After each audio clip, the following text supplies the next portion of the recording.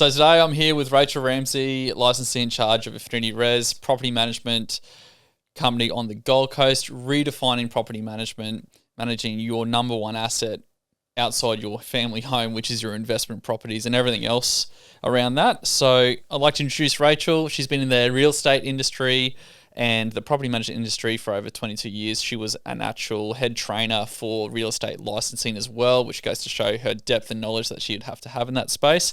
And so she's going to talk to us today everything about property management, what you don't know, what you should know, and why it's important to understand that. So, Rach, thanks so much for coming in. Thanks for having me. So, bit of background for you. How did you get into property management and why? It was just an accident, actually. Straight out of school, didn't really have any idea what I wanted to do. So I went and did my real estate license, which at that time was a 6-month full-time TAFE course, which is very different to licensing now. And yeah, started at an LG Hooker office in Chatswood. I grew up in Sydney as a receptionist, and it just went from there. So property management has always been my passion over any other part of the real estate industry, but I do know most of the industry, but focus on just PM and residential. Yeah. Residential property management. Yeah. So can you sort of describe to me why you started Affinity Res? Like, the whole entire thing is redefining property management. What are you redefining? I've always found that property management is very undervalued as an industry. So, for example, if you take superannuation, the average person might have $200,000 sitting in their super, and they hand that over to a licensed financial planner, a professional, to manage their superannuation portfolio for them. So they get the best outcome at retirement. So the average property is worth almost 5 times more in most cases that you have in your superannuation. So why are we always looking for the cheapest property manager when we're handing over our biggest asset for somebody to look after? Totally. So just like a well-managed superannuation portfolio, a well-managed property portfolio can have a massive impact on your outcome at the end. So that's what I try and get across, is that we're a professional industry, and it's a shame that it's not seen like that. Like, why often. do you think it's not seen? Like, what's the perception out there? Well, it's like, you're just managing a property. It's simple. You just rent it out to someone. You just you collect rent. Collect rent. It's like, get what a do you plumber to fix what do you a even tap. do? So, like, why do you think it's not, like, as a professional industry? Why do you think it's not look like that? Because as a builder, sometimes we're like the old school, which is probably the point you're going to talk to, the old school mentality of, it's a builder, free quote, do this. They're not viewed as a profession, even though they're just like every other engineer, consultant, town planner, certifier. Nothing happens without the builder. Yeah. Very similar to your investment property isn't yielding anything and being managed well without a manager that manages property, a PM. Yeah. Why don't you think it is viewed as a professional service when all of these changes sort of writings on the wall that you need someone like that? Yeah. Well, I mean, when I first started in real estate, there was hardly any legislation that we had to really worry about. So like wild west in the country. Yeah. It was, I guess, a lot easier to manage property back then. But nowadays the legislation is so comprehensive, and Queensland especially, and there's more changes coming 30th of September. So I think you'd be really foolish to try and do that yourself. But I think the perception comes from such a lack of requirements to get into the industry. So the requirement to be a property manager in Queensland is 7 units of competency that people have to do to be a property manager, 6 of which are sales focused. So I'm sorry, so six modules is sales focused and one is property management, which is leasing property. So you get absolutely little to no training to get your certificate to go and be a property manager. And then you get a job in an office that might be very sales focused, and you get handed 200 properties to manage, and away you go.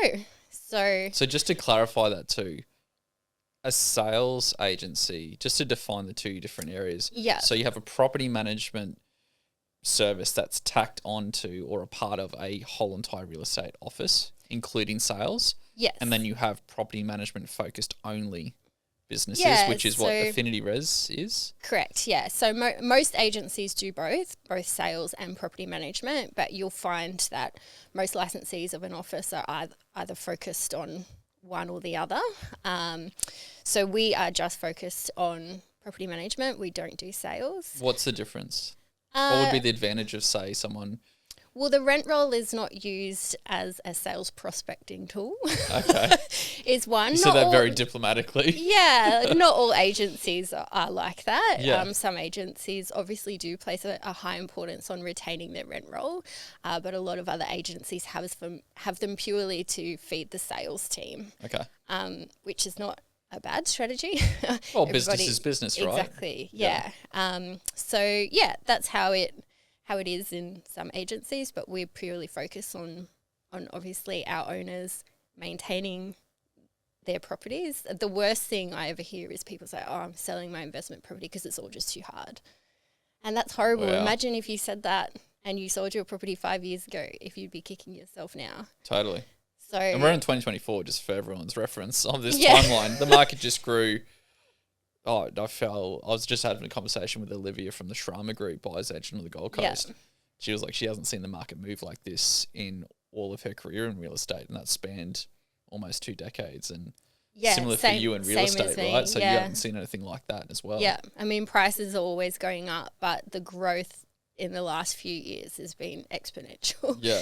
So for those owners that sold it, because it all just, with all these changes in legislation happening, a lot of people are viewing it as very tenants' rights, more and more. But I feel as long as you have somebody who's experienced and knowledgeable about the legislation and how to work with it, then property investment can be a very stress-free process. And It doesn't have to be hard. I'm interested to know your perspective, because you always like to look at things of what advantages does it have for both the tenant and the landlord or your client from the conversations we've had in the past. Yeah.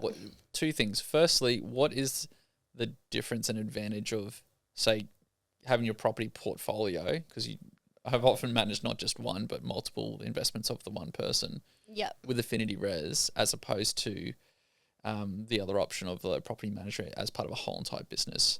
So what advantages and different types of service and outcomes do people have when they just deal with you as a property management focused business? The best example I could give was a previous client who had 8 properties. Yeah.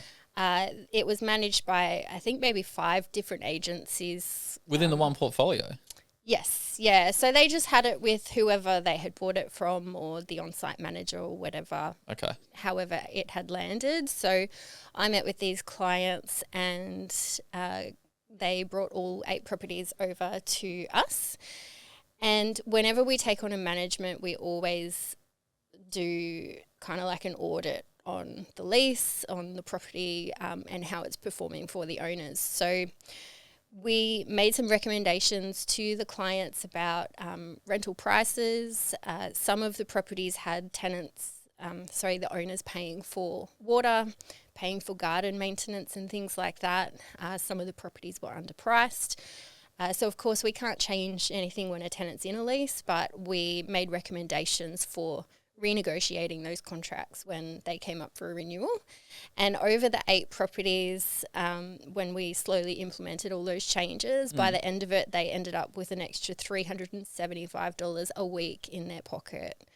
And that wasn't just from rent increases, that was from minimising expenses as well. So it's not just necessarily let's just raise the rents and then higher tenancy, vacancy rates and all the rest of it. It's just optimising other components within your investment property. Yes, correct. Yeah. $375 a week. Yeah, it's about $19,500 a year extra. I mean, imagine what you can do with that money.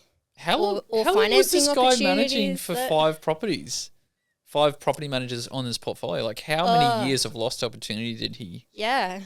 I mean, some of them had been in the some of them were only maybe 2 or 3 years, But actually, now that you mention that, I'm thinking back, and yeah, a lot of them were owned by this client's father. So Oh my been goodness. for a while. So yeah, Well, everyone can Yeah. do the numbers on that lost Exactly. opportunity component. yeah, All right, so that's a great example. So, like from your perspective, what makes a good property manager? Because people will be Yeah. like listening to this, going, "Well, I have a portfolio, or I'm looking at investment property, and I don't know who to look for." Like, what makes a good property manager, and how can people identify that if they want to have their biggest asset outside their family home managed Yeah. well? Maximizing income, as mentioned, is one of the biggest things, and that, like I said, is not just about raising rent, it's about reducing expenses, and also knowledge of the legislation is such a massive thing. 100%. Like, how many There's- legislation changes have happened in the last in year? the last few years, so the tenancy reform in Queensland, stage 1 was back in 2021. Okay. Saw some big changes, and stage 2 is happening right now. So some were implemented in June, and we have a date of 30th of September for the next round of implementations coming in. So it's about there's often more than one way to do things in Yes. property management. So without knowledge of the legislation, though, you just do it the way the industry's always done it, or how the last person taught you. Right. And I guess a good example of that would be break leases. So this is all about to change in 30th of September as well, but it's the best example I can come up with at the moment. So a break lease. So you've got a tenant in a house and they need to break lease. So get out of the contract early. Okay. So the standard spiel that most property managers would go through, the tenant calls them, you need to break lease. You'll have to pay the letting fee on behalf of the owner, the advertising costs and rent until such time as a new tenant is found. That's standard. the process, Yeah. right? So a break lease isn't a fun process for anybody. The owner has uncertainty. The tenant is uncertain because they don't know what other costs and how long they're going to have to pay costs for. They might be worried about paying double rent for a period of time while we're trying to find a new tenant. The property manager has pressure on them from the tenant. We have a duty to mitigate their loss in this process. And I guess the key thing here is because we have to mitigate a tenant's loss, it's frowned upon to increase rent under a break lease scenario. Okay. So we For had the existing tenant or for the new for tenant? the next tenant. Okay, interesting. So we had a property where the tenant was breaking lease and the rent was quite low because the owner wanted the tenant there long term, and they had been there long term, and so they never really increased the rent that much. Not with market anyway, especially market today. Yeah, definitely. But obviously this tenant's breaking lease, so they want to increase the rent to release. But because it was a break lease scenario, it's frowned upon to do that. So what we suggested to them was to mutually agree to end the tenancy, which is just another way that you can end the tenancy. So what that means is we don't hold them to the break lease scenario, but we can, under that, make an agreement for costs payable. So we will let you out of the lease, so the tenant was giving their 2 weeks notice. Okay. We'll agree to end the lease at that 2 weeks as long as you pay the let fee and the advertising, which are obviously the expenses incurred by the landlord, and 1 week's rent compensation for breach of agreement. So better outcome for the tenant. So the tenant had certainty. They were going to have to pay the let fee and advertising in any case, but they had certainty that we've only got to pay 1 week's rent outside of after we leave. Yeah, instead of this open-ended, unsure sort of thing. When are they going to lease it? And you might say, oh, but what if you don't lease it? Well, I backed myself, and we had essentially 3 weeks. So the tenant has given their 2 weeks notice, and we've got 1 week's rent compensation. I said to the owner, we can release this at the first open with the way the market was. Yeah. And if we mutually agree to end the tenancy, we can increase the rent to whatever we want. We're not under a break lease scenario. We don't have to mitigate loss. We've mitigated their loss by making this agreement, really, if you look at it that way. So we did. So the owner got their let fee and advertising. the 1 week's rent compensation, because generally you have at least 5 days in between a tenancy Anyway. as a minimum. Yeah. So they got that week's rent covered. Tenant was happy, owner was happy, everyone was happy. So you turned a scenario that's normally stressful for everybody Yeah. into an outcome that everybody was happy in the end. So we increased the rent, obviously. That's Which crazy, was the whole right? point. So, like, the point of that yeah. then is, like, if you did do a break lease, you would not be, in today's world of legislation and keeping things even and all the rest of it, Yeah. you would not be able to increase the rent, and so they're stuck at that. Yeah, so it would have been a very different scenario. I mean, you technically could. I mean, I could talk about this for hours, but I won't. I got so many other questions though, so let's not get. But yeah, delve but I into the mean, weeds. that's an example of what we've done in the past. The break lease rules are changing again 30th September. So what I just said there is not going to be something we can do anymore. But yes, that's just a way. So that's just one scenario, though, one scenario. working within the guidelines, still being fair to everybody. So and making there's it work. more than one way to do things, Yeah. and you can only know what the best way is by knowing what the rules are, what the legislation is. So I have a question for you then. If things are changing so fast and what that scenario is going to change dynamically on how you would approach it as a property manager, how the heck do you keep up with all this regulation and the laws? And because property is now being looked at very sharply in both the real estate, even buyers agents are getting a look at of like how they must perform and comply and all the rest of it, just like any real estate agent. Yeah. From a property management perspective, it sounds like it's been turned on its head the last 3 to 4 years. Like it needs to be managed well. Otherwise, people can be, it's fine for now. It's fine for now until it isn't. Yeah. And then when it isn't, it's an absolute like cluster, to sort out, I'm assuming. Well, I guess it's lucky for most investors and most tenants, everything runs smoothly. Yeah. And there may be a lot of things that went wrong that you don't even know about along the way, but it's that one time when someone says something or disputes something that suddenly you go, oh. What do you mean I'm in this position? I didn't know that. That's generally Murphy's Law, though. So anybody listening going, it'll happen to everyone else but me. Yeah. It's not. It's going to happen to everyone at some point. I'm always educating myself. Nobody knows everything. I don't know everything. Even after 20 years in real estate, I'm still learning things every single day. We are a part of Real Estate Excellence, so shout out to Stacey Holt. She's an amazing, reputable trainer in the industry that keeps us up to date with all of these changes in legislation and when things happen, and help us to decipher the legislation. But another boring answer to that is when they make changes in legislation, a bill's introduced to Parliament, so I get the bill and I read it. You read the whole bill? Yes. Yeah. In your experience working in real estate, how common is that? It's not common. Do you have other property managers call you? I have a question. Like, do you have other property managers call you with scenarios because they don't want to read the bill? Yes. I have a lot of friends who are property managers, and we all help each other as much as we can. And you do need help. It's such a difficult industry to be in.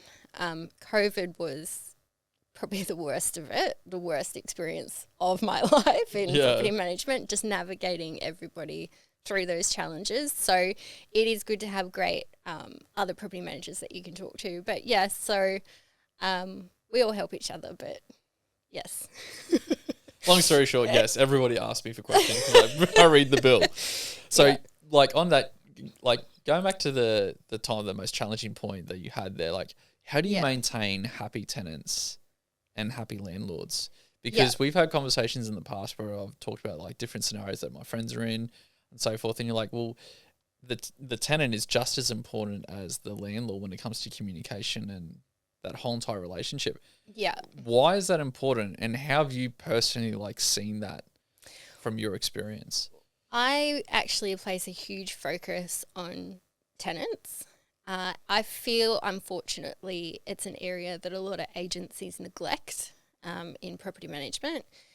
A happy tenant means a happy landlord. And when I talk about maximising income and reducing expenses, your leasing costs can be some of your biggest expenses apart from maintenance. So if you have tenants turning over every 12 months, you've got your let fee, you've got advertising, you've got rent in between the tenancies, not to mention the wear and tear on the property when you've got tenants moving in and out all the time. So if you were to retain a good tenant longer term, would that be more beneficial for you?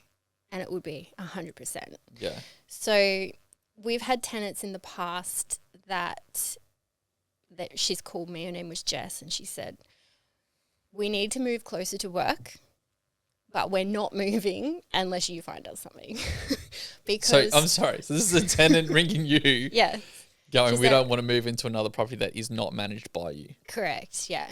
Why do you think that was? She said it was actually really interesting hearing her story because it was the first time it had happened, but lucky for us it wasn't the last time. But I still remember clearly the first time it happened because I was quite taken aback. Like, why would you stay because of me? Yeah. They're not our client. Like, our client is the landlord. But she said after, they'd rented their whole lives, and being in a property where you had a terrible property manager who treated you like a second-class citizen, someone who, said you need to make your bed, like gave you a report card after every routine inspection, you might have dishes in the sink or something like that. It's just ridiculous. Yeah. And I'm not saying that we don't make sure tenants look after properties, but I'm not here to tell people how to live, make their bed and how to live. And everyone's adults here, right? Yeah, and they said it had a huge impact on their life, and their happiness was living in these properties where they had to deal with this person quite often. You'll speak to your property manager, whether it's rent or routine inspections or maintenance. So it had a huge impact on their life, and they were not willing to go back to the agencies where they were treated like that. So, and how does that benefit our owners? Well, in that scenario, I said, okay, well, I'll find you something. And I did. And so for that new owner, they got a guarantee. I've had experience with this tenant. They were amazing. They pay rent. So, they get this fantastic tenant, and we found more fantastic tenants for the property that they left. Yeah. And often we've been able to move tenants around like within your management. How cool is that? The more management you have, the easier it is. Yeah. But yeah, I mean, maintaining good tenants. Now, I'm not here to tell people to make improvements to their property, but part of the other thing with getting a good outcome at the end of an investment journey is maintaining the property. So maintaining the property helps keep tenants happy as well. So think about it this way. So let's say you have a house, it's Queensland, it's summer, it's hot, and the tenant says, can we please have a split system in the lounge room? So what does a split system cost you these days? I don't know, like 1,800, $1,800? Yeah. So would you be better off putting that in, keeping the tenants happy and making them feel valued, or having the expenses of releasing the house, which are probably going to cost you more than a split system? Do you know what I mean? Well, So you see where I'm going. Not that I'm going to tell everybody to put No. air cons in, But this is like all you have to value look management. at it like that. Yeah. Value management. Yeah. It's like you're assessing it from your perspective, going, you can say no if you want and not spend the money. Yeah. And then have it leased on the rest of it. But then the tenant goes, you know what, we're not going to stay here for another summer because it's too hot. Let's find a place with air conditioning. And they leave. And then you've got your leasing costs. So it doesn't make sense.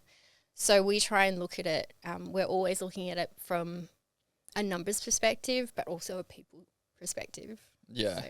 Which is probably a bit of a balance in when you're managing properties. Yeah. I have a question for you. I buy an investment property. Mm-hmm. Hypothetically, I buy an investment property and then I want to find a property manager. What does that process normally look like? And what is the process that you go from bringing on a new property to the standards that you have within Affinity Res? If you're purchasing a property that's already tenanted and has a manager, it's quite easy to change management. It's not dependent on the tenancy. So if you wanted to appoint us, then you just need to give 30 days notice to So it's an easy agent. switch out. Very easy, yeah. Okay. It's just an email, this 30 days notice and we handle the rest from there. So when we pick up the file, like I said earlier, we'll do an audit on the tenancy and make recommendations for any changes that we think may need to happen to improve your position with your investment. So it's an easy process. So when you were saying before about how sometimes property managers in the past or even now treat tenants as like possibly second-class citizens or like not the same sort of level as their landlord clients because they're dealing with two different parties. What is the general thing of like inspections? What I'm trying to get to is like, how do I know that my property manager is looking after and inspecting my asset, and what frequency and what should I expect within that report to know that you're getting good, concise management? It's difficult to know how your property manager is treating the tenants. Okay. Maybe it's a question you could ask. Okay. Or because often when we've taken over managements and we've done the first routine inspection, and we'll chat to the tenants about, if there's any outstanding maintenance issues or anything that we need to know, and we'll get blasted with all of this. Oh, this has happened, this maintenance. I told them they haven't done this. Like, I've never heard back or whatever it may be. And we'll talk to the landlord who knows absolutely nothing about it. Yeah, wow. So they've never been advised that these maintenance things were needed or anything, so that the breakdown in communication is the tenant is telling the property manager all these things and it's getting lost somewhere along the line. So when we do routine inspections, we're not just looking at how the tenant looks after the home, because often when you've got a good tenant in there, people and tenants said to me, we love seeing you, Rachel, but do you really have to come? Yeah, totally. Anymore? Like, that we look after the house. Yeah. But it's not just about how the tenants are looking after it. It's about the wear and tear on the property, any potential maintenance and preventative maintenance as well. So what can you spend money on now that's going to save you money in the long term? What's a good example of that you would sort of see and go, you know what, it's worth doing this now? Or it's if a tenant is moving out because they're relocating, different states, whatever, because by the sound of it, your tenants don't want to leave the properties that you manage. What would be a few key examples that you would recommend to an owner going, hey, this is going to pay for itself time and time again because of preventative maintenance? Yeah. Well, there's smaller things with preventative maintenance, like gutter cleaning, for example, or actually a plumber I was just chatting to this morning, the flexi hoses under your vanities. Yeah. When they get quite worn, they can burst, and I've had it happen in properties before where they've just burst and they've flooded and done all this damage. So whenever we do routine inspections, we look under sinks. I always ask the tenants, I say, look, I'm opening the vanities. I'm not looking for what toothpaste you use. Yeah. We're checking for leaks and flexi hoses and seeing if they are, have seen better days. The quality of flexi hoses now, you need to spend the money on them. Well, you would know. The amount of homes that we've had to strip. Yeah. Because one little flexi hose one little floods. Thing has burst. And it's always like on a Friday night when you've gone away for the weekend, you come back and there's water running out your door. Yeah. It's always that time. So there's stuff like that. So there's little maintenance things, but we also always put on the reports as well, like recommendations for future improvements. And it might be that the carpet's, seen better days. And these aren't things that, you can choose to do them or not. But we can help with if clients want us to withhold a certain amount of funds every week to start saving for expenses, or putting in air conditioning before summer comes, because a lot of that may make properties easier to lease. So just things like that. And if you're not maintaining and improving your property, all you're going to do is devalue the sale and rental value of it. And as an investor, that makes absolutely no sense. Like, you own a property, it needs to maintenance. Be maintained. Maintenance. So we look at things like that. So it's not just about the tenants, it's about the actual property itself. Okay. So talking about the property itself, you're always looking at ways to maximize the investment and opportunities. Yeah. I have a question for you. We've been asked a lot about granny flats. So secondary dwellings on a main, like a one home block, from investors and from families, because first home buyers can't get into the market for their kids or vice versa.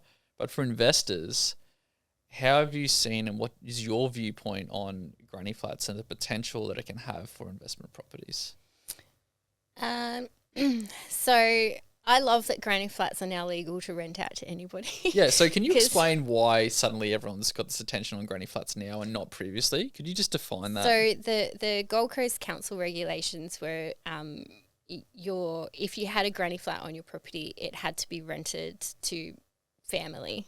Like you couldn't rent it out to anybody. Yeah, because That's families not going to pay say- top dollar rent, aren't they? Yeah. That's not to say that everybody did that.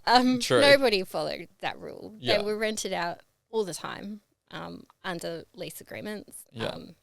The council obviously weren't looking at it, but it is legal now. So What does that mean? So it means you can rent your granny flat to anybody. Essentially, what they're trying to do is help with the housing crisis. Obviously, we've run out of land. Especially on the Gold Coast. Especially on the Gold Coast. We've got nowhere to go. Yeah. So how are they going to create more homes for people? So by loosening those restrictions, owners can now build a granny flat on their property and legally lease it to anybody. So, I mean, it's a no-brainer from a money point of view. Like instead of buying a second investment property, why not just increase the cash flow on your current investment property? You got no stamp duty, you got no land costs, your rates remain the same, and you can still get the same rental prices. Like a 2-bedroom, 2-bathroom granny flat's not going to lease for less because it's a granny flat. Yeah, when you told me some of the appraisals that you've been doing on houses where people are looking at doing a granny flat, and you've done some appraisals for us, like for granny flats by Konstruct, that product that we're building alongside our custom home builds. I was astounded. Like when you sent them through and we had the meeting with the client, like this is exactly like buying another house. It was an absolute no-brainer. And this was in Carrara in the Gold Coast. So a place where you wouldn't normally think you can fit a granny flat. I think you can fit a 2-bedroom, 2-bathroom on that one, and it worked well for all the council's requirements. Yeah. Yeah, I mean, a unit might set you back. What are units on the Gold Coast these days? Probably more since last week. I'll lose track. I should have asked Olivia last week. I don't know. I mean, you'd be very lucky to get anything under 6. Yeah. I would think, even a unit. And these granny flats will cost you, well, what is a granny flat? Was a 2-bedroom cost you? 2-bedroom, 2-bath. It's between $270 and $320 depending on. Yeah, on so what you're it talking is. about a second investment property being more than double that plus your stamp duty. And the granny flat will get the same rent that unit can get you. So 2-bedroom, 2-bathroom, you might be looking, depending on the suburb, obviously, between, $7 to $850 a week. That's ridiculous. If I work that, that's ridiculous on the yield side of it. I mean, it's probably around 14 or 15% yield. As a starting point. Yeah. I mean, there's obviously a lot of other factors that you need to consider, but There's a couple actually, to your point, is like to get the maximum yield, we have found on our site assessments with our team is that if you can make that granny flat look and feel like a standalone to the main house, yes, 100%. that works really well. So if people have, for example, corner blocks, ideal. One street frontage is always the driveway. You always have a longer block in the older parts of the Gold Coast. You can put a granny flat on the corner and have its own street access and all the rest of it. Ideal. Second thing is the older blocks. House right at the back, area at the front. You make a battle axe without going through all the DA and subdivision costs. And so it feels like the tenant or family member has their own space as well. And that also, the landlord, if they're living there, has their own space. But so that both tenants are happy. Yeah. Yeah. So we've managed properties with granny flats on them before, and it's all just about privacy, right? Yeah. So that would be the biggest thing, especially when the owner's living on the property. We always disclose in those scenarios it's the owner in the main house. A lot of owners still don't want to manage it themselves for so many reasons. The first part of this conversation is just like legislation for sure. Yeah, but you also want to feel separate, as you said. So, True. Having separate entrances, fencing, privacy, whether that's you would probably build it in the right, what's the word? Orientation aspect. On the block, Yep. you know, all those things you consider for renting it out, because you do. And I mean, often, like, if you had the choice between living in a unit or a house as a tenant, like, what would you prefer? I know I would prefer a house because I have outdoor space. I'm probably better suited to have a pet, for example, like, just better lifestyle than maybe a unit. I know some people love units, but No, house for sure. yeah. Because generally you're on a street as well, so the parking's better. Yeah. You don't have someone living above, below, or next to you. You have that sound acoustic separation with it as well. And I think people think of, like, the term granny flat. It's used so commonly because that's all people recognise it for. Yeah. But it's its own house. Yes. It's a secondary dwelling. Yeah. Like, I think it's really, really cool. But one thing I wanted to ask you was putting a granny flat on an existing property, say from an investor's hat point of view, putting a granny flat on a currently tenanted investment property for their owners to maximise, like, there's got to be some shortfalls and miscomings with that. Like, I mean, obviously, can we just, like, break that down a little bit? Because there's legislation changes with it as well. You talked about having a happy tenant. You want to have a happy landlord if they can maximise their investment. Yeah. So, like, just no holds bar. Like, what is the reality if it doesn't get done well, and what would you do to mitigate that? Yeah, I do have a sort of case study on this, if you will. Obviously, it's preferable that you build a granny flat where in between the tenancy. It's not so always, at the end of one tenancy and the start of another. Yeah, or before the next tenant moves in. I mean, your build times are like 3 months. Yeah, so 12 to 14 weeks depending. It depends whether you can have those holding costs, obviously, with the other property being vacant, but some owners will take that opportunity to make some improvements in the main house as well, so they can kind of get it all done at once. So it's preferable to do it that way, but you can do it with an existing tenancy. The ways that it can go wrong is if it's not negotiated correctly. And the case study I have, so we took over a management where the owner had just built a granny flat, like the process had been done. Okay. But they left their property manager because they were super unhappy with how it all happened. And basically the property manager had negotiated reduced rent for the time in which the granny flat was being built because the existing tenancy was obviously losing part of their yard, and you know, they've got the construction, you know, for the 3 months. So it was $300 a week reduced rent for the period only of that. So construction finished, the property manager increased the rent back to the rate it was, and the tenant disputed it. And they won because you can't increase rent within a 12-month period. And that was one of the things that changed in stage 1 tenancy reform, and changed again in stage 2, which is now applicable to the property, not the tenancy.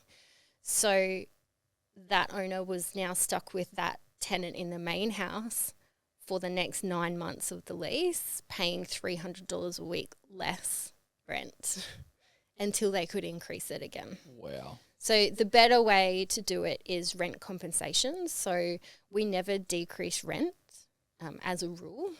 So in any scenario, not granny flat, if there might be maintenance that needs to be done, or the air conditioner broke and it needs some special part that's not coming in for 3 months. I don't know, whatever the case may be. Common in construction. Yeah. Well, that was common during COVID, right, as well. Totally. When you couldn't get stuff. So replacing things were taking longer, and sometimes owners would compensate tenants for the loss of an amenity over a period of time. So anyway, that's getting off track. So instead, in that scenario, if you're going to build a granny flat with an existing tenancy, then you offer rent compensation. So the tenant still pays the $900 a week or whatever it is that they're paying in rent, and the owner will reimburse them $300 a week. So there's no changes to the rent, there's no refund of bond, there's nothing else that you have to worry about except that, and that compensation period just continues until the construction finishes, and then it just stops. So that would be much cleaner way the of way doing to do things. it, not by decreasing rent. And this comes down to your property manager knowing legislation. Yeah, like, yes, you can decrease rent. That's a way that you can do it, but is it the best way? No, No. clearly not from that one. $300 a week plus I mean, if there hadn't have been a rent increase in that 12-month period, then yes, like, she could have put it back up. But it was just, I mean, it was just a mistake. Everyone makes mistakes. The owner wasn't happy, and that's their, choice. And that's the situation. And that, I'm sure they're happy now, though. shit happens. Well, it does. It does. Fuck, it happens every single day in but that's construction. a very expensive mistake. Yeah. And this comes back to, like, which is why I'm so glad you came in, because, like, property management is a profession. And that right there clearly defines one scenario out of probably thousands that happen daily. Yeah. Right now, probably, of either disputes, property's not managed to their full potential, where it's a win for the tenant and it's a win for the landlord. Yeah. Yeah. You have to, it's like any negotiation, like the rules of negotiation is you need a win-win outcome. Yeah. Your landlord needs to be happy, your tenant needs to be happy. And actually one of the things I've always said when I was training in the licensing courses was property managers don't have problems.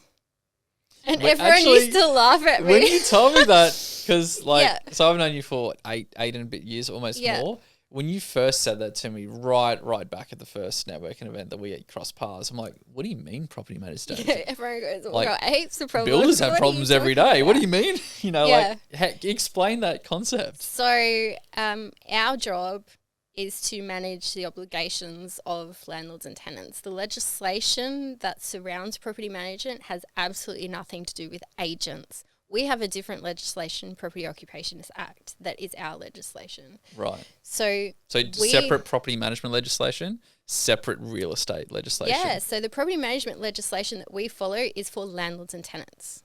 It's got nothing to do with us. We're just managing people's obligations on their behalf. So I don't have problems. It's either the tenant's problem or it's the landlord's problem. It's my job to tell each party how they need to rectify whatever the issue is and what the rules and obligations are. That's all we need to do. That sounds very good in theory, but if you're like me and like a lot of other property managers out there, you take on things personally. Yeah. I think every business and that's owner. why there is so much burnout in the industry as well. True. So you have to, actually Stacey Holt says it, care but not too much. Like, you still want the best outcome for everybody, but I guess I have a thick skin these days, as us career property managers do. Things still get to you, and you often deal with horrible scenarios as well when it comes to deaths of tenants or domestic violence and those horrible things that you get drawn into in this industry. So I feel like sometimes property managers need to be cut a little bit of slack. But yeah, I forgot what I was saying now. Oh, it's just like you don't have problems, but you're helping. Yeah, one of the things you're helping guide navigate Yeah. what's there. Yeah. It's like, regardless whether either party has an opinion about it, the legislation now is the legislation. Back then it would have been different, but now it's like it's governed. I mean, I've had conversations with clients before where they're like, this isn't fair, and why can't we do this? And Right to your politician. Yeah, you know what? Literally. Did you vote for Labor? Sorry, I won't get political. Yeah, don't get political on that front, not at all. Yeah. But I want to ask you, just coming back to the the granny flat. If you could implement a granny flat, yes, and you have those terms, the best way to do it, you would do it at the end of the lease, or you negotiate in a very specific way so the tenant has a great outcome, and so does the landlord. Yeah. How have you found, from all the conversations you've had, feedback from people wanting to increase their investment portfolio, is it worth renovating and bringing, or preventative maintenance, or bringing up spec? Generally an older home, which we find granny flats, an older investment, has equity growth. It is generally on a larger lot because it's in the older suburbs. Yeah. And they have room to be able to put a granny flat on. Do you think, from a property management, from a yield perspective or a rental appraisal, that it is worth doing them both at the same time if you could do that with one building company? If you can do it, yeah, for sure. I mean, you'll obviously increase the rent at your main house, and by making the improvements, you also reduce your maintenance costs in the longer term as well. So there's obviously, you need to speak to your accountant, but there's tax depreciation benefits as well when you're replacing things with new. So it doesn't mean you have to go into this full gut redo. Most of what you would need to do from a rental perspective to increase value is cosmetic, or it might be, installing air conditioning or giving the bathroom a facelift or gut the bathroom that's been leaking for the last 5 years and the plumber's been trying to patch the shower. Like think about, I don't know, you could probably look back at your investment and go, how much money have I spent on maintenance? Like, what can we do to reduce this? It might be new appliances, fresh coat of paint. Do you know blinds, actually, while I think about that, like Venetians and vertical blinds, like the maintenance with those in comparison to roller blinds is crazy. So what you're saying is like roller blinds only? Yeah, like you got... Isn't that part of the new legislation? Or privacy coverings on windows was the minimum housing standards, which come into effect 1st of September. Okay.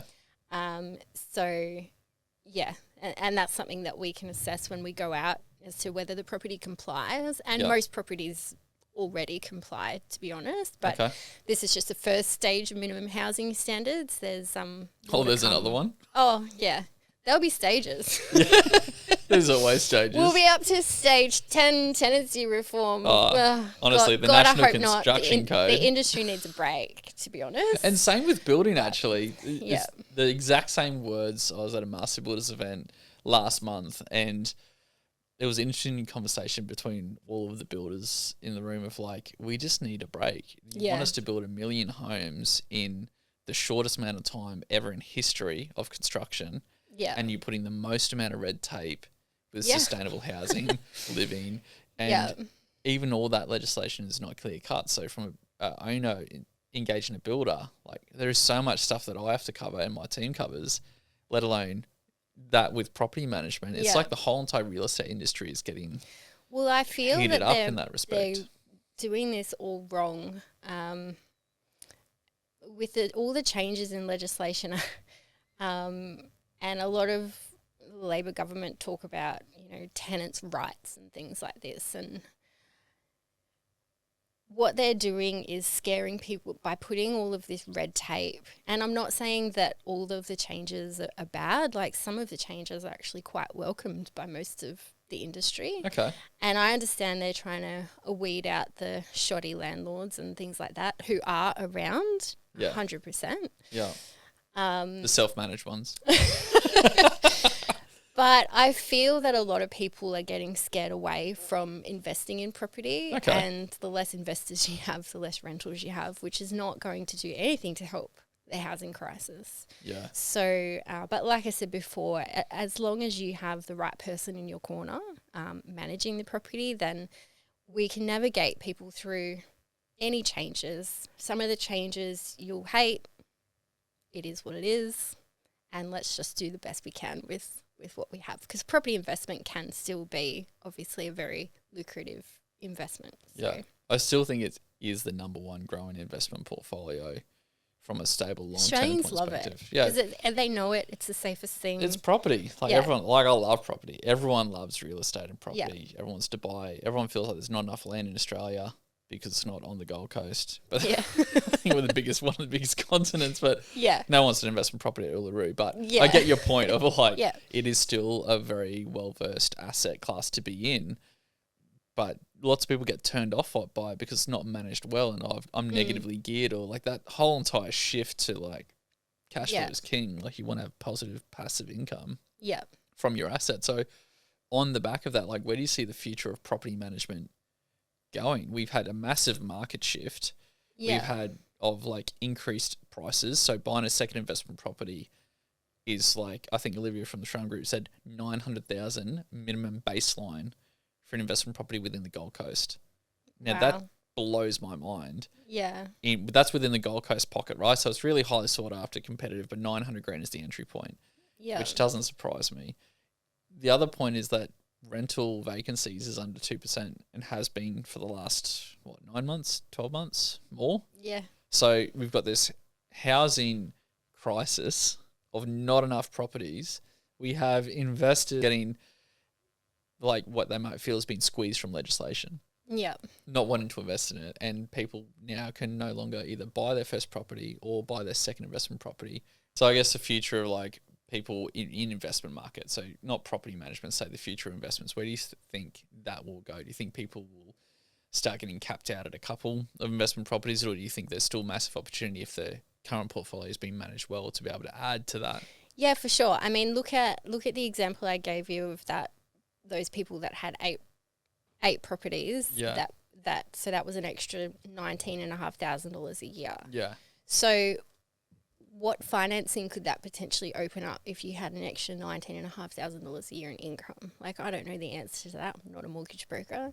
But if you are increasing and maximizing your income on your current investments and making them perform well, that's going to help you leverage to get more, right? And not only that, all the equity growth across 8 properties in the last 4 years would, I'm assuming, stack up to be able to buy something. So if you have the right people managing it and you're getting that income from the properties, then that's going to help you to continue growing your investment portfolio no matter what the prices are doing, because hopefully your investments grow at the same rate. And so it all becomes relative, right? 100%. In theory. In theory. So, like, all right, takeaway. So what would be one piece of advice that you would give people around getting an investment property or having an investment property? Like with property management. If you're going to buy an investment property, don't try and find a property manager with the cheapest fees to manage it. Think very carefully about who's looking after your biggest investment and treat it like you would picking a financial planner, for example, to manage your superannuation portfolio, because it's often a bigger decision than who would be looking after that for you. Not that financial planners don't mean to say that that we're better than them, but just but everyone has its place. Like you have, like I have financial advisors, I have a property manager. Like we have an accountant. You have like we have so many consultants that all help build one building. I guess one of the examples I give as well to investors who they focus on their management fees. Like, so the difference between like 8% or 6% management, like when you actually look at it as a dollar figure, it's just not a lot of money. Less it headaches. Might be like $10 a week. Are you serious? That's like one coffee these days. Why are you so focused on this like percentage that this person's charging you? Do you feel? I've always said to people that will question our fees, I say, do you feel that I can give you more value, $10 a week? Yeah. Well, I know from personal experience. Yes. 100%. Of course I can. Yeah. Or how about this? I'll just get you an extra $10 a week rent. And have you can pay my fee. Exactly right. You know, it's like any profession, you get what you pay for. Yeah. So do your research. Don't just go for the cheapest rate, the biggest brand. There are a lot of really great property managers out there that are worth every single cent that you will pay for. I can agree 100%. It's very similar to building. You get what you pay for. You can either have a great build journey, or you can have a terrible one, but you saved a little bit of money, but had a terrible outcome and experience at the same time, which is, applies to so many different industries. Well, thank you for coming in, sharing your insights. It's been super interesting. And I've known Rach for so long, and I can vouch for just all the experiences and referrals and stories that you've mentioned today. Some I didn't know about. Yep. But thanks for coming in. Where can they find out more about Affinity Res? And if someone's listening to this going, I need Rachel to manage my property and I need it now so I don't have a lost opportunity. Call me. Yeah, what's the best way to reach out? Our website is affinityres.com.au, or you'll find our contact number and email on the website. Awesome. So check it out and give us a call. And fun fact about Affinity Res, I found out it was the Roman definition, or the Roman word, the ancient Roman word for managing property or managing an empire well. So it's a pretty Yes. cool name. Awesome. you. Thanks so much, Rach. Much appreciated. And hope everyone listening found a bunch of value today. Awesome. Thank you.